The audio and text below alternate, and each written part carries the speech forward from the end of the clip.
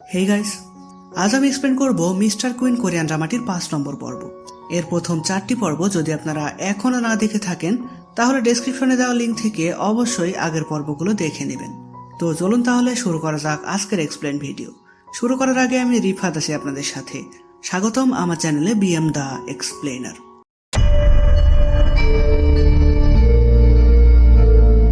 আগের পর্বে আমরা দেখেছিলাম হোয়াজিনের দাসীকে তুলে নিয়ে যাওয়া হয়। এর ফলে রাজা ঠিক করে সে যে রানীর উপর আক্রমণ করেছিল এটা সে বড় রানীকে জানিয়ে দেবে, যেন বড় রানী হোয়াজিনকে ফাঁসাতে আর নতুন কিছু না করে। কিন্তু হোয়াজিন এখানে রাজার এমন কাজ করার আগেই সে নিজে বড় রানীর কাছে গিয়ে মিথ্যা বলে যে রানীকে সেই দিঘিতে ফেলে দিয়েছিল।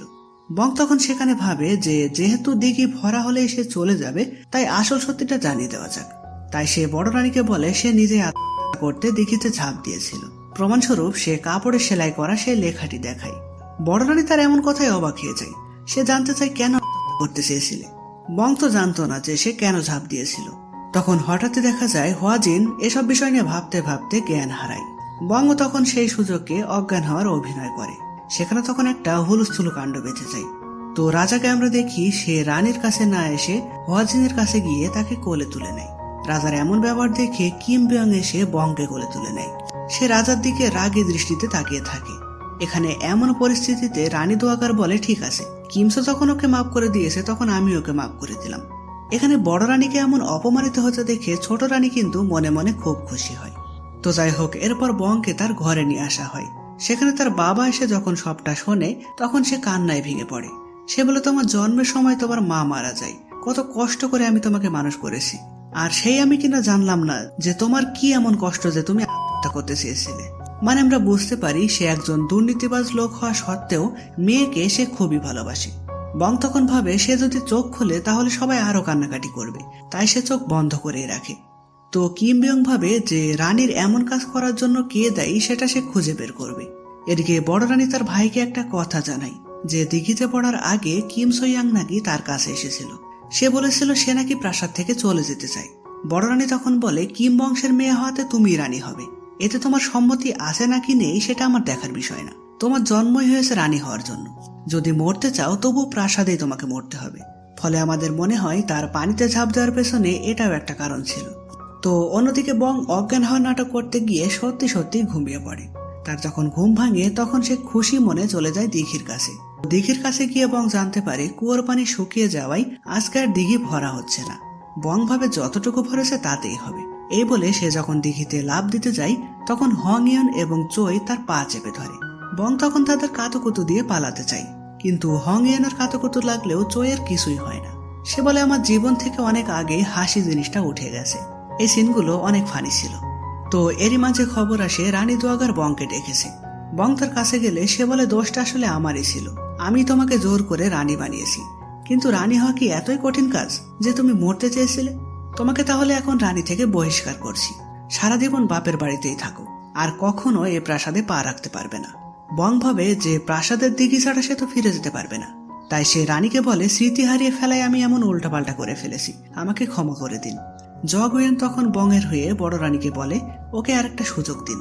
বংও বলে যে আমি একজন আদর্শ রানী হয়ে দেখাবো, আর আপনাকে কোনো বিপদে ফেলবো না। জগেন বলে আমাদের কোনো বিপদ নেই, কারণ আমাদের অপরাধের কোনো দুর্বলতা নেই, যদি দুর্বলতা থাকে তাহলে আমরা সেটা মিটিয়ে ফেলি। এই বলে সে রানীর লেখা কাপড়টি পুড়িয়ে দেয়। মানে সে বংকে লাস্ট ওয়ার্নিং দেয় বলতে পারেন। এদিকে ইয়ং পিয়ং তার বিশেষ প্রশিক্ষণপ্রাপ্ত কিছু সৈন্যদের সাহায্যে প্রাসাদে তল্লাশি চালিয়ে ওলকে খুঁজে পেয়ে যায় এবং লড়াই করে তাকে উদ্ধার করে আনে। এই ঘটনা সেই মুখোশ পরা লোকটি তার মালিক অর্থাৎ জগুয়েনকে জানায়। এখানে আমরা জানতে পারি লোকটির এক বিশেষ ব্যাধি ছিল। জগুয়েন সেই ব্যাধির ওষুধ দিয়ে তাকে বাঁচিয়ে রেখেছে, বিনিময়ে সে তাকে দিয়ে এইসব কাজ করায়। কিন্তু এই ঘটনা শোনার পর সে জানায় পরের বার যদি আর কোনো ভুল করো তাহলে তোমার ওষুধ আর পাবে না। তো যাই হোক, এদিকে রাজা ভাবতে থাকে রানীকে আমি ভুল ভেবেছি, তাকে আমি মারতে চেয়েছি এবং আমি হোয়াজিনকে ভালোবাসি এটা জেনেও সে আমাদের বাঁচিয়েছে। তখন আমরা ফ্ল্যাশব্যাকে দেখি দিঘিতে পড়া সে রাতে কিমসো রাজার কাছে এসেছিল। সে বলে আমি ক্ষমতার বলে রানী হতে চাইনি, ছোট থেকেই নিজেকে আপনার রানী হওয়ার যোগ্য করে গড়ে তোলার চেষ্টা করেছি, আমাকে আপনার ভালোবাসা উচিত। কিন্তু রাজা তার ভালোবাসা প্রত্যাখ্যান করে। যেহেতু কিম বংশের লোকেরা তার পরিবারকে শেষ করেছে আর রানী যেহেতু সেই বংশের মেয়ে, তাই রাজা বলে তুমি কি জোর করে আমার ভালোবাসা আদায় করতে চাচ্ছ? তার এমন ব্যবহারে কিমসক খুবই কষ্ট পায়।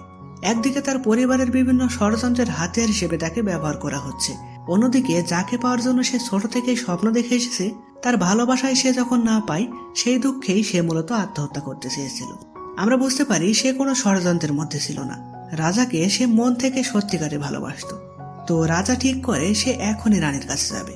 রানী যদি তার মন পাওয়ার জন্য এমন বাঁচানো নাটক করে থাকে তাহলে রাজা তার ব্যবহার দেখলে সেটা বুঝতে পারবে। এই ভেবে সে রানীর কাছে যায়। বং তো খুবই রেগেছিল, দিঘি ভরেনি সে কারণে। তো রাজা তাকে জিজ্ঞেস করে, এখন কেমন আছো তুমি? বং রেগে বলে, এখানে আসার পর একদিনও আমার শান্তি নেই। যখন চোখ খুললাম তখন বলল কাল তোমার বিয়ে, যার সাথে বিয়ে হলো সেই আমাকে মারতে চাই। আবার আমি তোমাদের বাঁচালাম আর তুমি আমাকে না বাঁচিয়ে হোয়াজিনকে বাঁচাতে গেলে। এইসবের জন্য আমার পরিবার আবার আমাকে পদচ্যুত করার হুমকি দিচ্ছে। রাজা তখন তার ভুল বুঝতে পেরে ক্ষমা চায়, কিন্তু তবুও বং তার উপর রেগে থাকায় তাকে সেখান থেকে চলে যেতে বলে।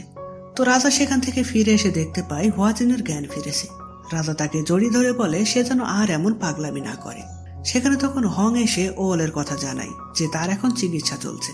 হোয়াজিন তখন দ্রুত যায় তাকে দেখতে। সে জানতে চায় কে তোমার এমন অবস্থা করেছে। ওল বলে তার মুখ মুখোশ দিয়ে ঢাকা ছিল, তাই তাকে চিনতে পারিনি, তবে তার গলার স্বর আমার মনে আছে।